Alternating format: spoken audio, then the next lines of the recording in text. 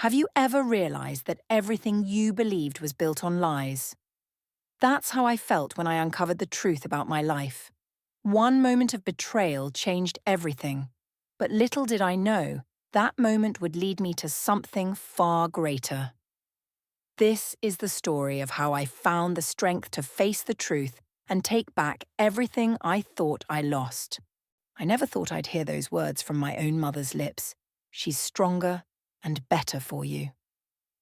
The sentence hung in the air like a guillotine above my heart as I stood frozen outside the kitchen door during my cousin's graduation party. My boyfriend of 3 years, Mark, had gone to grab us drinks, but his prolonged absence had prompted me to look for him. Now I wished I hadn't. Audrey is sweet, but let's be honest, my Elizabeth has always been the achiever, the one with real potential. My mother's voice was casual, as if discussing nothing more important than a recipe. You deserve someone who'll push you forward in life, not hold you back. I peered through the crack in the door, watching Mark's expression shift from uncomfortable surprise to something more contemplative. He didn't defend me, didn't laugh it off, just stood there, clutching our forgotten drinks, listening. I've always thought you two had more chemistry anyway, my mother continued, patting his arm with maternal affection that twisted my stomach into knots. Elizabeth has been watching you for years. She's just waiting for her chance. I don't know, Mrs. Davis. Mark's hesitation felt like betrayal already. Audrey and I have been together for a long time, and what do you have to show for it? She raised an eyebrow. Elizabeth just made junior partner at her law firm. What's Audrey doing with that art degree of hers? Making coffee and sketching portraits.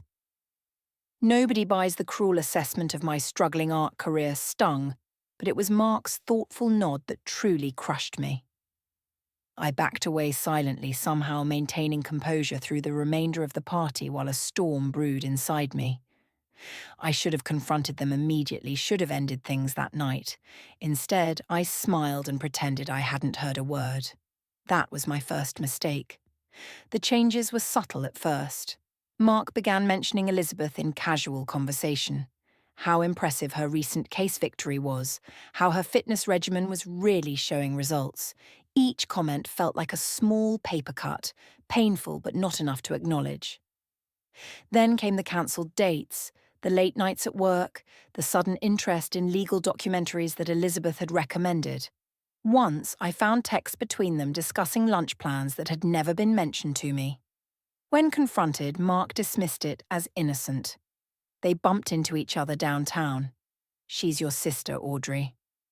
It would be weird if we didn't get along, he explained with annoying reasonableness that made me question my own sanity.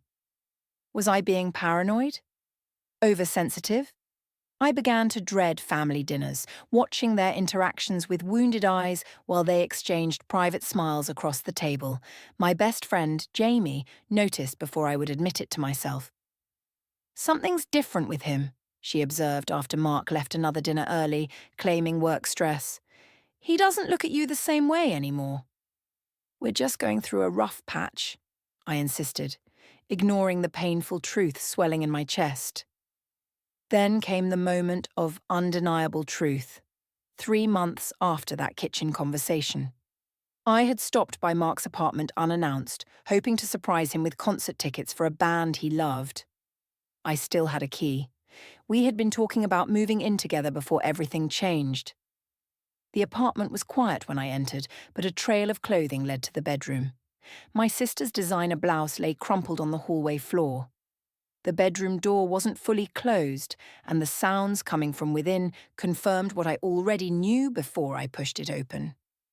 Elizabeth's long dark hair spilled across Mark's chest as they lay tangled in his sheets, completely unaware of my presence until I dropped the concert tickets. They scattered across the floor like confetti for a celebration I wasn't invited to. Audrey! Mark scrambled to cover himself while Elizabeth simply stared, more annoyed than ashamed at the interruption. This isn't... My voice sounded foreign to my own ears. Don't say it isn't what it looks like. I'm not an idiot. Elizabeth sat up slowly, making no attempt to cover herself. You're going to find out eventually. Maybe this is for the best. Their calm acceptance was more devastating than any hysterical apology could have been. This wasn't a moment of weakness. This was the culmination of a deliberate plan. How long? I asked, though the answer hardly mattered. 2 months officially, Mark admitted, unable to meet my eyes. But we've been talking for longer, since Mom had her little chat with you. I finished for him. Their surprised expressions confirmed I'd known more than they realized. I left without screaming or throwing things, though I wanted to. The rage would come later. That night I simply felt hollow, scrubbed raw from the inside out. When I confronted my mother the next day, her lack of remorse was the final devastation. We stood in her immaculate kitchen, the same room where she'd planted the seeds of my relationship's destruction. "Don't be so dramatic, Audrey," she said, arranging flowers as if we were discussing nothing more significant than the weather. "Elizabeth and Mark make more sense together. You must see that." "Why would you do this to me?" My voice cracked. "Your own daughter." She sighed, finally looking up from her flowers, because Elizabeth has always worked harder, aimed higher. She deserves a partner who matches her ambition. She touched my cheek with cool fingers. "You've always been the soft one, the dreamer. You'll find someone better suited to your temperament." In that moment, I understood that my mother had never seen me clearly, had never valued what made me who I was. In her eyes, I would always be the lesser daughter, the disappointment who chose art over law, passion over pragmatism.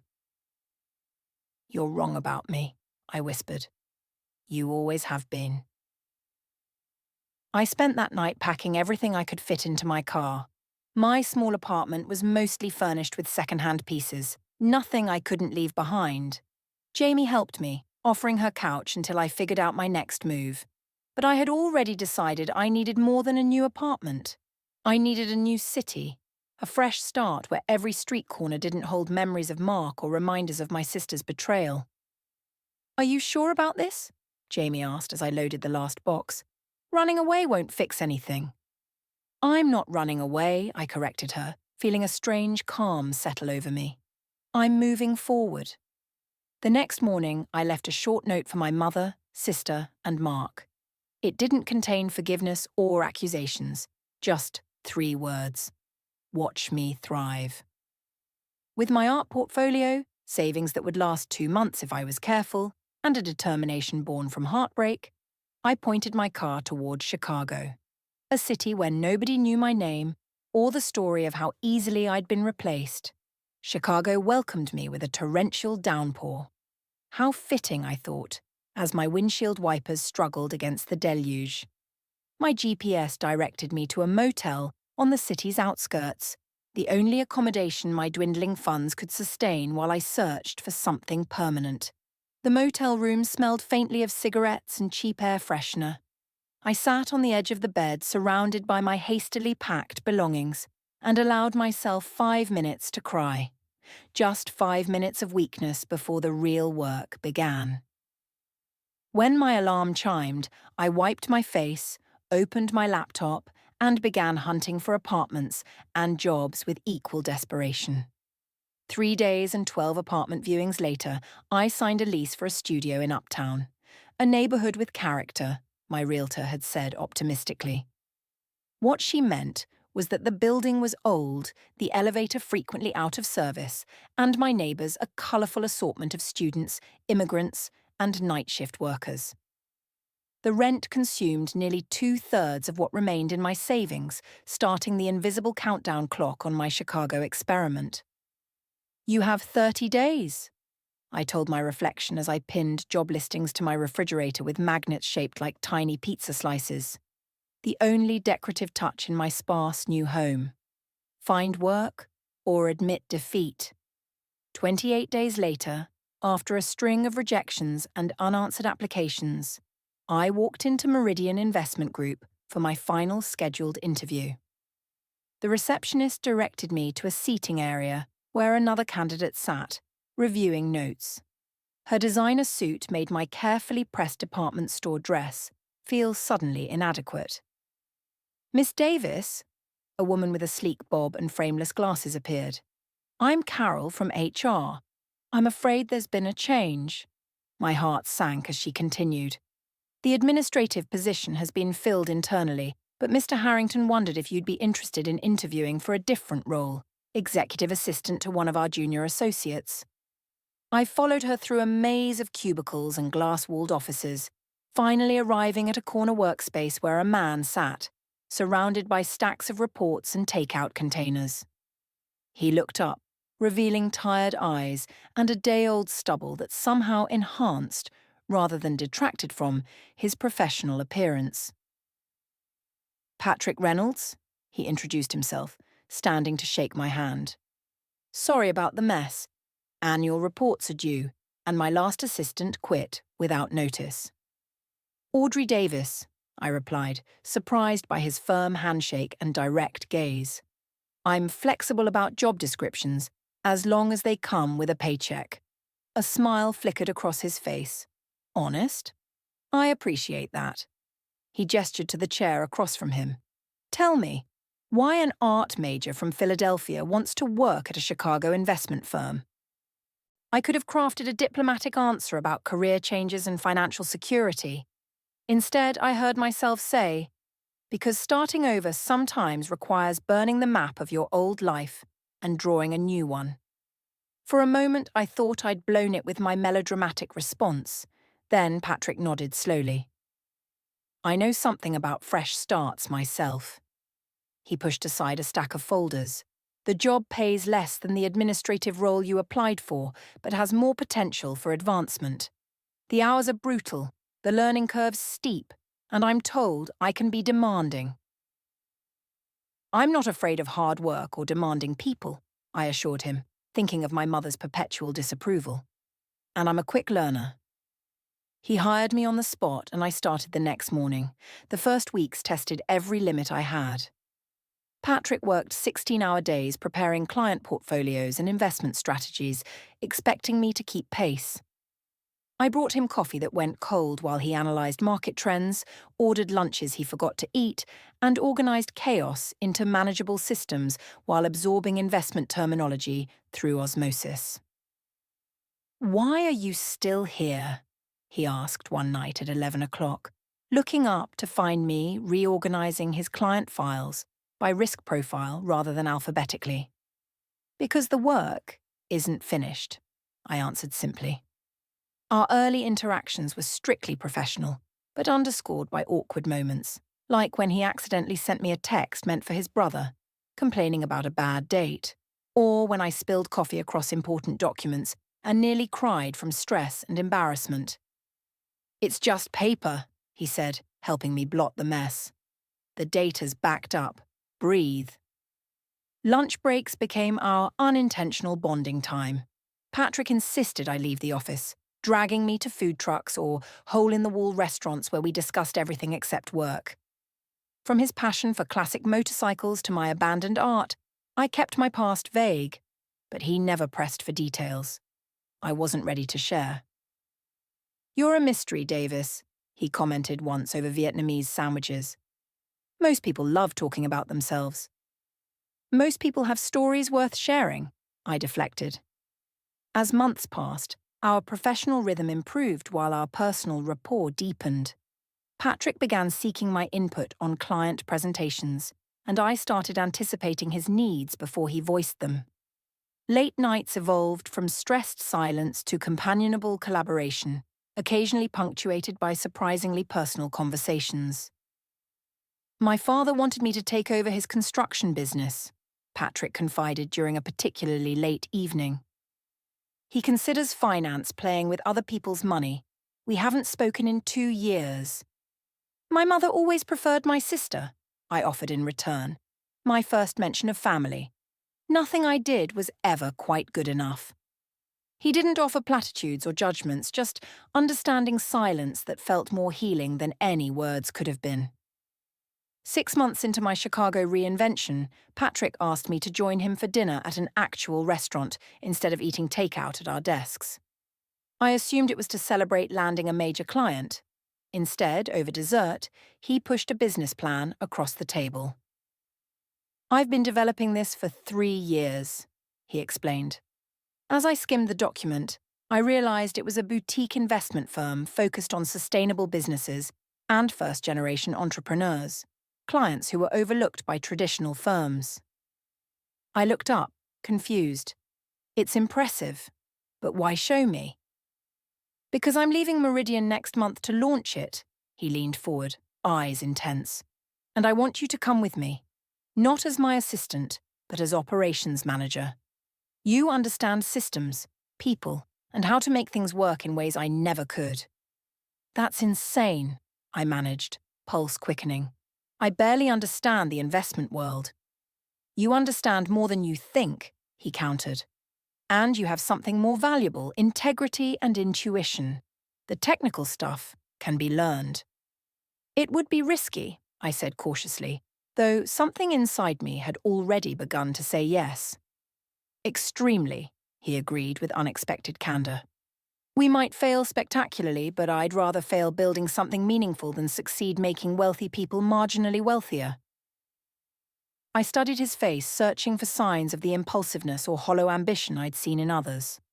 Instead, I found steady determination and genuine belief in his vision. And surprisingly, in me. "When do we start?" I heard myself ask, feeling for the first time since leaving Philadelphia that I was moving toward something, not just away. Our transition from colleagues to business partners happened seamlessly, but the shift from friends to something more took us both by surprise. It began with late nights reviewing business plans that evolved into conversations about hopes and dreams, then dinners that lasted well past discussing work. 6 months into our new venture, Patrick kissed me for the first time outside our office building as snow fell softly around us. Neither of us said anything about it the next day, both afraid to complicate our precarious business relationship. But when it happened again a week later, we could no longer pretend it was an impulse. "This could ruin everything we've built," I warned him one evening. "Or it could be the foundation for something even better," he countered, always the optimist to my cautious realist. Our courtship had been unconventional. Business meetings that turned into dates, market research trips that became weekend getaways. We kept it private from clients and investors, determined to be taken seriously in a field where women were often seen as accessories rather than equals. But within a year, Patrick proposed during a mundane moment, both of us in sweatpants, reviewing quarterly projections on my living room floor. "Marry me," he said suddenly, looking up from the spreadsheet. "Be my partner in everything." No ring, no rehearsed speech, just genuine certainty that caught me off guard. "People will say it's too soon," I hesitated, though my heart had already answered. "Let them talk," he said, unwavering. "I've never been more sure of anything." We married 3 months later at the courthouse with only Jamie, who'd flown in from Philadelphia, and Patrick's brother Michael as witnesses. I wore a simple cream dress, and Patrick a charcoal suit. No elaborate vows, just straightforward promises spoken with unmistakable conviction. "I choose you as my partner in all things," Patrick said, holding my hands tightly. "I promise that our partnership will always come first, before work, before success, before everything." The words healed something in me that had been broken by betrayal. This wasn't a man looking for someone stronger or better. He saw me exactly as I was and chose me deliberately. Our reception was dinner at our favourite Vietnamese restaurant, the one where we'd shared so many lunches. The owner, Mrs. Nguyen, insisted on decorating our table with flowers and serving champagne she'd hidden for special occasions. "To partnerships that lift us higher," Patrick toasted. Reality quickly replaced romance as we faced the challenges of a startup business. Our fledgling company, Reynolds Capital Partners, operated out of our one-bedroom apartment to save on overhead costs. The dining table became our conference room. The living room transformed into a makeshift office with filing cabinets disguised as end tables. We scheduled client meetings at cafes or hotel lobbies, carefully crafting the illusion of established success we hadn't yet achieved. I took a part-time position at an art gallery to supplement our income, while Patrick pursued potential clients. Our savings dwindled as months passed without the breakthrough we needed. Some nights, I'd find Patrick still awake at 3 a.m., recalculating projections or revising proposals. We should consider taking on more traditional clients, I suggested delicately after our 6th month of barely covering expenses. Just until we're established.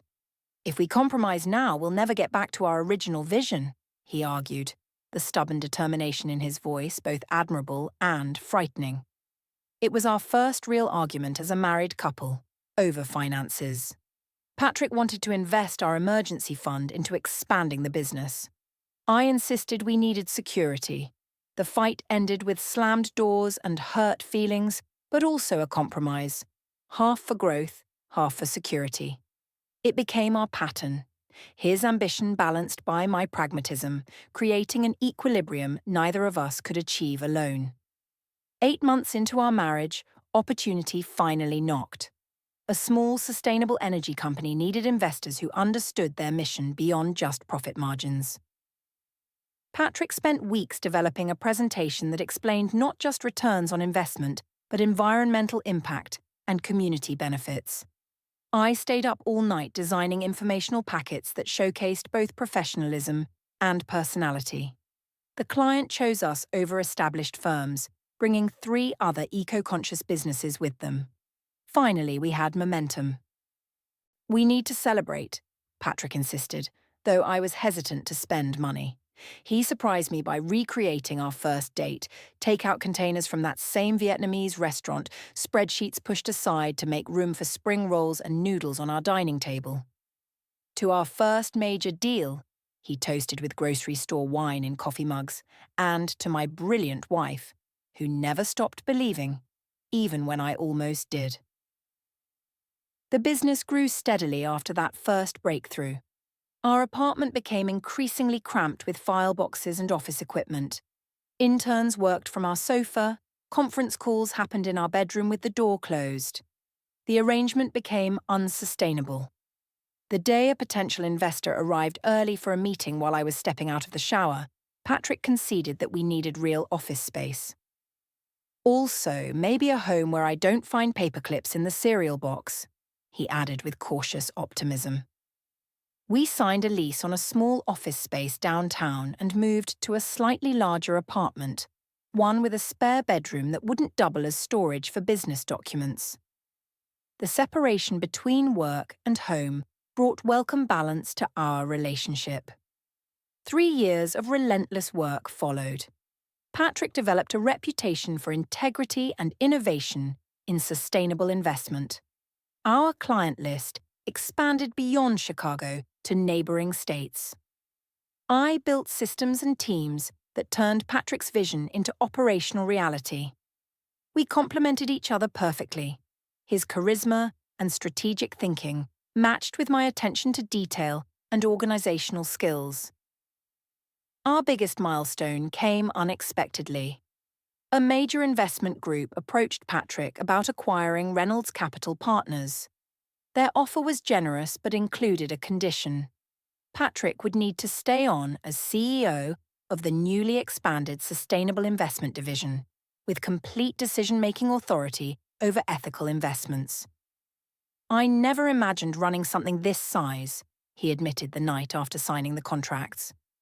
We stood in the kitchen of our new house, a modest but beautiful 3-bedroom in a neighborhood we'd only dreamed about when we started. They bought just the company, I reminded him, straightening his tie. They bought your vision, your integrity. The transition wasn't easy. Patrick worked longer hours establishing the new division, while I adjusted to my role as Chief Operations Officer. But watching him in action, commanding boardrooms with the same passion he'd once displayed in our tiny apartment, filled me with pride that eclipsed all the sacrifices we'd made. We did it, he whispered during the champagne toast at the official announcement of his appointment as CEO, together. As I watched him shake hands with executives who now reported to him, I thought about how far we'd come from that rain-soaked day I'd arrived in Chicago, heartbroken and alone. Life had taken everything from me, only to replace it with something I never could have imagined.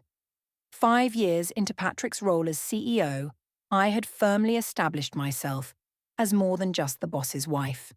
My operational systems had become the backbone of the company's expansion into 3 new markets, and executives regularly sought my input on organizational decisions.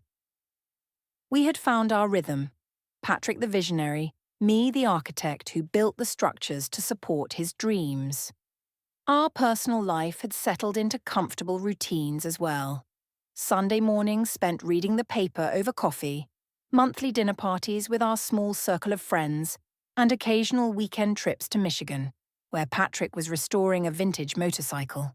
We hadn't started a family yet, both focused on nurturing our growing company, but the topic had begun to surface in late-night conversations.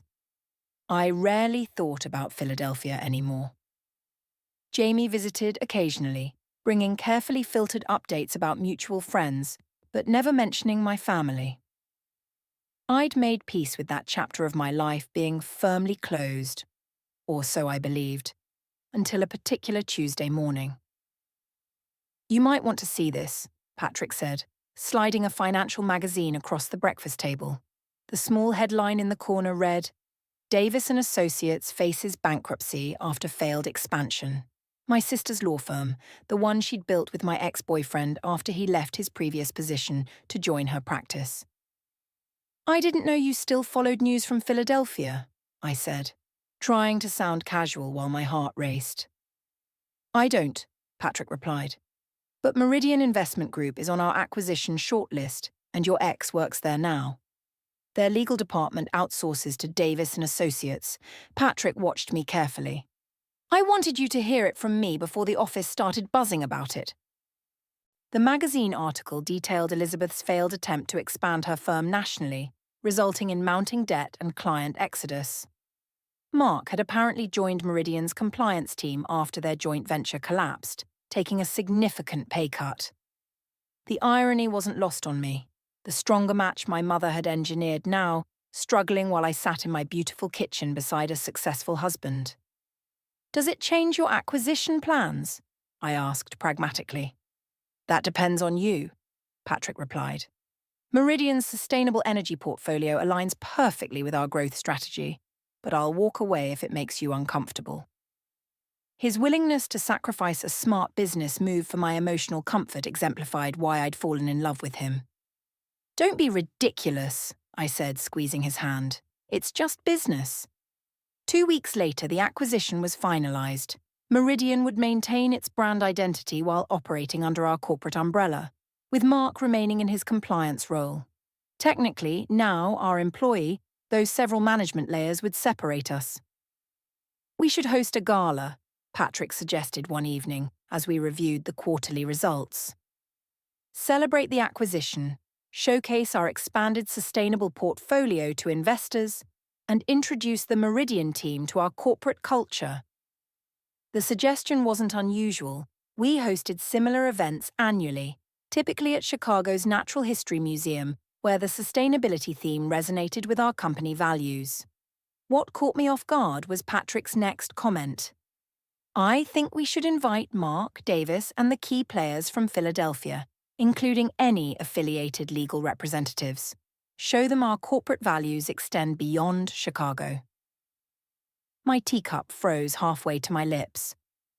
"You want to invite my sister and ex-boyfriend to our corporate gala?" Patrick set down his papers. "Is that what this is about?" He looked genuinely surprised. "I had no idea the Davis in the legal documents was connected to your sister." His surprise made me realize I'd never shared my full family history with him, only vague references to a difficult mother and a favored sister. Patrick knew I'd left Philadelphia after a betrayal, but didn't know the specifics. I'd compartmentalized so effectively that I'd forgotten he couldn't see the connections I found glaringly obvious. That night, I finally told him everything. My mother's manipulations, the betrayal, Elizabeth's callousness. I expected sympathy, perhaps protective anger on my behalf. What I didn't expect was Patrick's thoughtful silence, followed by an unexpected perspective.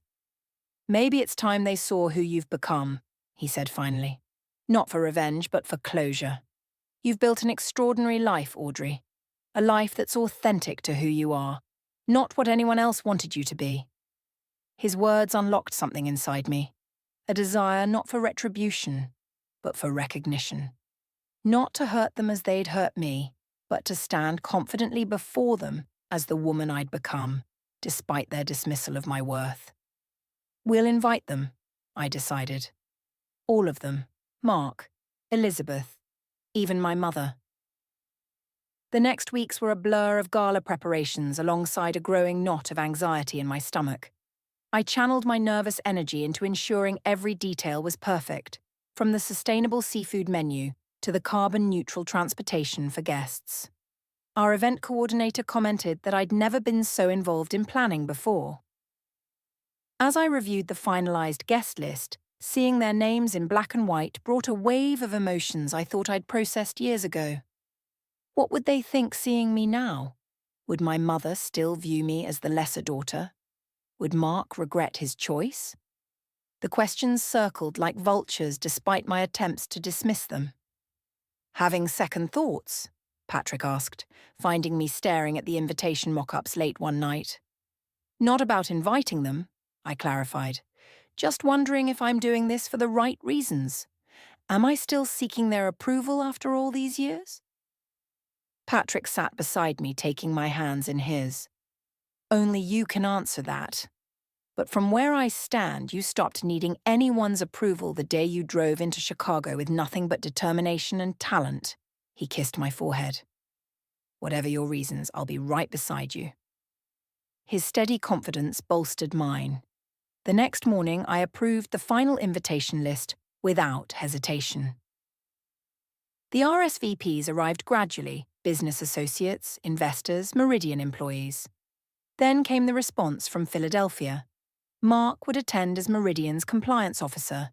Elizabeth would accompany him as his wife. And most surprisingly, my mother accepted with a brief note indicating she was looking forward to reconnecting after all these years. The formal invitations were mailed 3 weeks before the event, elegant cards featuring recycled paper and soy-based ink that reflected our company's values. For my family's invitations, I included a personal note: "Looking forward to showing you the life I've built. Audrey Reynolds." As the gala approached, my wardrobe became an unexpected source of anxiety. The perfect dress became symbolic. It needed to project confidence without an obvious attempt to impress. After countless shopping trips, I found it.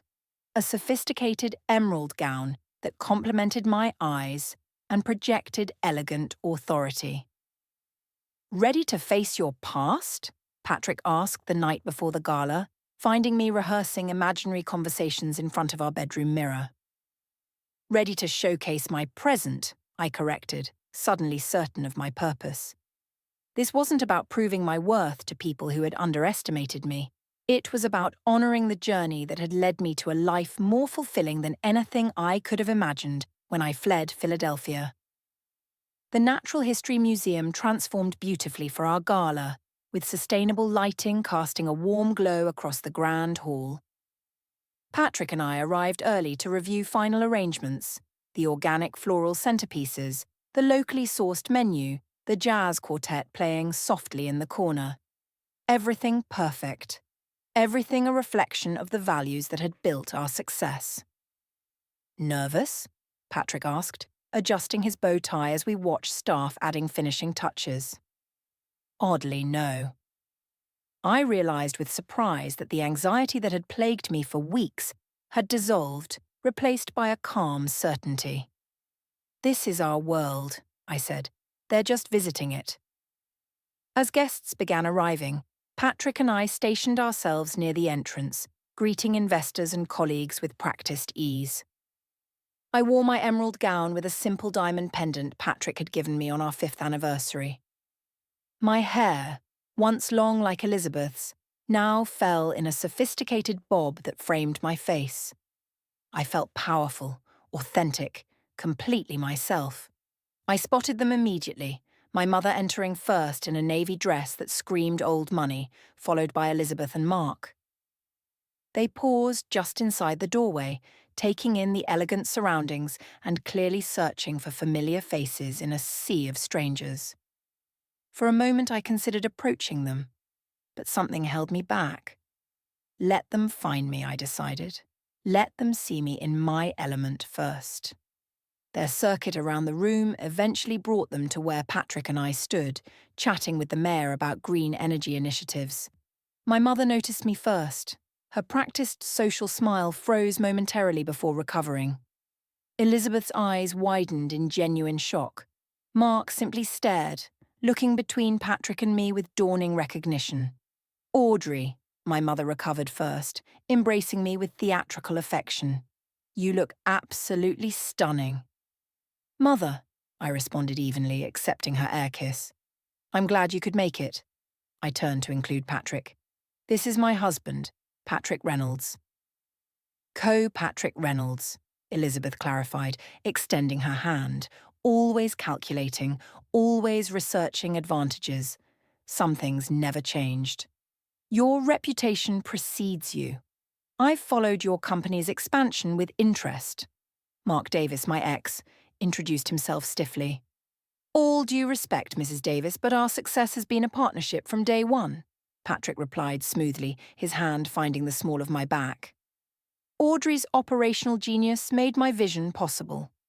The surprise in their eyes was subtle but unmistakable. This wasn't the narrative they had expected. The heartbroken girl finding a successful man to rescue her.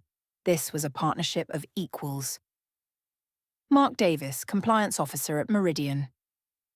Yes, we're familiar with your position, Patrick nodded professionally. Welcome to the family of companies. Mark's expression shifted as understanding dawned. You're Meridian's new parent company? Indeed, I confirmed, savouring the moment without malice. The acquisition was finalised last month. Patrick will be making the official announcement during his speech. Their discomfort was palpable as they processed this new reality. The man who had discarded me for someone stronger, now answering to the company I had helped build. The sister who had taken what was mine now standing before me, not as the superior sibling, but as the wife of a mid-level employee. If you'll excuse us, Patrick said graciously, we should continue greeting our guests. Please enjoy yourselves. As we moved away, I caught my mother watching me with an expression I couldn't quite decipher, something between calculation and genuine bewilderment. The evening progressed with choreographed precision. Dinner was served, awards presented to key team members, including several I had personally mentored. Throughout it all, I felt their eyes following me, watching as executives sought my opinion, as Patrick referenced my contributions in conversations. I navigated the room with the confidence of someone exactly where she belonged. Patrick's welcome speech came after dinner. He spoke eloquently about sustainable investment, about building businesses that valued more than just profit margins. Then came the announcement about Meridian's acquisition, with Mark uncomfortably spotlighted as Patrick welcomed him and his colleagues into our corporate structure. The power dynamic couldn't have been clearer if we had designed it intentionally. My mother found me at the dessert table afterward, champagne glass in hand. I always knew you would do well for yourself, she stated, as though rewriting history. You had such potential. Did I? I asked mildly. I recall different assessments. She waved dismissively. A mother pushes her children to achieve their best. Elizabeth needed confidence. You needed motivation. What I needed was support, I corrected gently. What I found was strength on my own terms. She sipped her champagne. I suppose I should thank this Patrick for seeing what I missed. Patrick saw me clearly, I agreed, but he didn't create my success. Mother, we built it together because we value each other as equals. That's the difference. Her practiced smile faltered. Elizabeth and Mark are having difficulties, she confided, changing tactics. Perhaps you could put in a good word. Family should help family. There it was, the real purpose behind her pleasant facade. Not reconciliation, but advantage. Some things truly never changed. Their performance will determine their future with the company, I replied evenly, just as mine did. I spotted Elizabeth approaching determinately, Mark trailing behind her. Your husband is impressive, my sister acknowledged reluctantly. The way he commands the room. You've done well for yourself. The backhanded compliment hung in the air, the implication that my success was merely a reflection of my husband's, not a partnership we built together. We've done well together, I corrected. That's how true partnerships work, something worth considering in your own arrangements. Elizabeth's expression hardened at the gentle rebuke. Mark looked away uncomfortably, unable to meet my eyes. The dynamic between them seemed strained, brittle, in a way that triggered not satisfaction, but an unexpected pang of compassion. They had what they thought they wanted, only to discover it wasn't the prize they'd imagined. I should circulate, I excused myself. Enjoy the remainder of the evening. Hours later, after the last guest departed and we returned home, exhausted but satisfied, Patrick and I sat in our kitchen sharing leftover dessert straight from the container. How do you feel? He asked, studying my face in the soft kitchen light. Lighter, I realized. Like I've set down something heavy I didn't know I was still carrying. He nodded thoughtfully. They seem smaller somehow. Not at all how I imagined from your stories. They are smaller, I mused. Or maybe I'm bigger. Not in status or success, but in understanding what actually matters. And what's that? Patrick prompted. Building something real, something true to yourself. I reached for his hand across the counter. With someone who sees your value without needing to diminish others. So, not revenge after all? His eyes crinkled with understanding.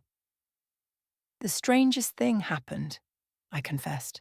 Standing there, watching them, seeing how unhappy they are despite getting exactly what they schemed for. I didn't feel triumph. I felt grateful. Grateful? If they hadn't betrayed me, I might never have left, never found Chicago, never met you, never discovered what I'm capable of building. I squeezed his hand. Their cruelty gave me my freedom, though they never intended to. Patrick smiled, pulling me into an embrace. That might be the most powerful form of redemption, not making others pay for hurting you, but recognizing that their actions launched you toward something infinitely better. As we climbed the stairs to bed, exhausted but content, I realized the night had given me something I hadn't known I needed.